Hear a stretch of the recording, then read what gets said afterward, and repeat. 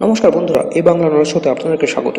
বন্ধুরা, আমেরিকার পর ভারত সারা পৃথিবীতে সবচেয়ে শক্তিশালী বায়ুসেনা তৈরি করতে চলেছে, যা কোয়ালিটি এবং কোয়ান্টিটিতে এতটা এগিয়ে যে চীনা বায়ুসেনা ধারে কাছে টিকবে না।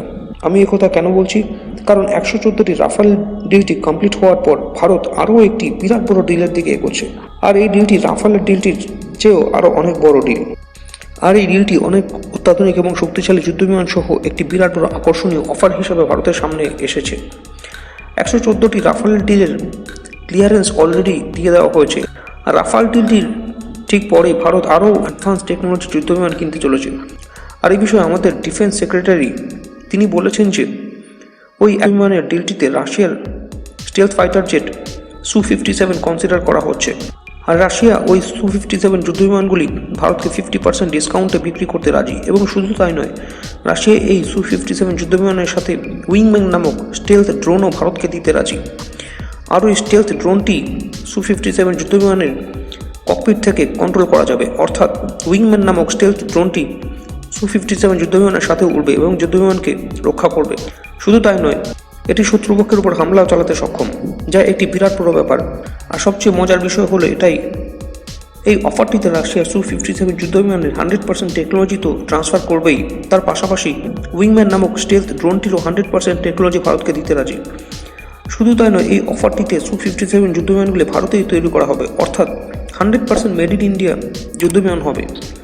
এছাড়াও এই যুদ্ধবিমানের ভারতের ভেতরে প্রোডাকশনের লাইসেন্স নিয়ে ভারতীয় যুদ্ধবিমান তৈরি করে পৃথিবীর বিভিন্ন দেশকে এক্সপোর্টও করতে পারবে।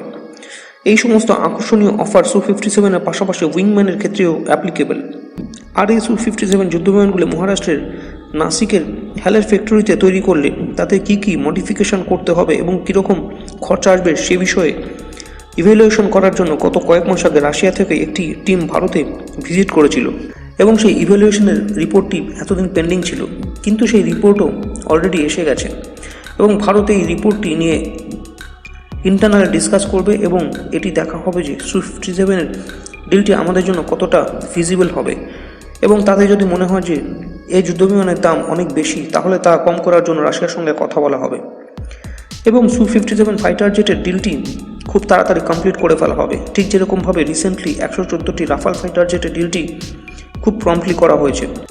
এখন কথা হচ্ছে, ভারত রাশিয়ার কাছ থেকে Su-57 যুদ্ধবিমান যদি কেনে তাহলে কত সংখ্যায় কেনা হবে। যেটি জানা যাচ্ছে, এই যুদ্ধবিমান 140টি কেনার পরিকল্পনা রয়েছে ভারতের। আর রাশিয়ার তরফ থেকে ইভ্যালুয়েশনের রিপোর্টটিও ঠিক এরকমভাবেই তৈরি করা হয়েছে। রাশিয়ার তরফ থেকে যেটি জানানো হয়েছে, ভারত যদি মিনিমাম 140টি Su-57 যুদ্ধবিমান কেনে তাহলে মেড ইন ইন্ডিয়া অনুসারে এই যুদ্ধবিমানগুলি ভারতের ভেতরে তৈরি করা সম্ভব।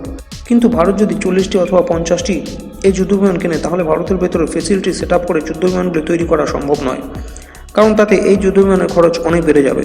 অর্থাৎ 50% ডিসকাউন্টের যে আকর্ষণীয় অফারটি রাশিয়া দিচ্ছে সেটি সম্ভব হবে না। আর এতে ভারতও একমত, কারণ রাশিয়ার কাছ থেকে 100% টেকনোলজি সহ 140টি Su-57 ফাইটার জেট কিনে তা আমাদের স্বদেশি 5th জেনারেশনের ফাইটার জেট অ্যামকা তৈরি করতে সুবিধা হবে। শুধু তাই নয়, 140টি Su-57 এবং 114টি রাফাল ফাইটার জেট কিনে তা আমাদের বায়ুসেনাতে সামিল হলে মোট 250টি অতিরিক্ত অত্যাধুনিক টেকনোলজি বিধ্বংসী ফাইটার জেট আমাদের বায়ুসেনাকে বহুগুণ শক্তিশালী করে তুলবে। এখানেই শেষ নয়, আমাদের স্বদেশি ফাইটার জেট তেজস অনেক ভারী মাত্রায় অর্ডার করা হয়েছে।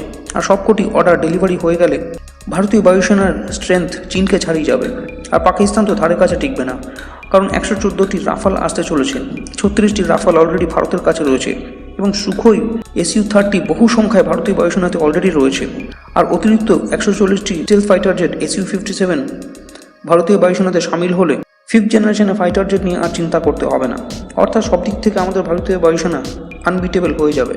আর তখন পাকিস্তান ভারতের সাথে লড়তে আসার সাহস করবে না। আর যদি লড়তেও আসে তাহলে পাকিস্তানকে ধুলোয় মিশিয়ে ফেলতে ভারতের বেশি সময় লাগবে না।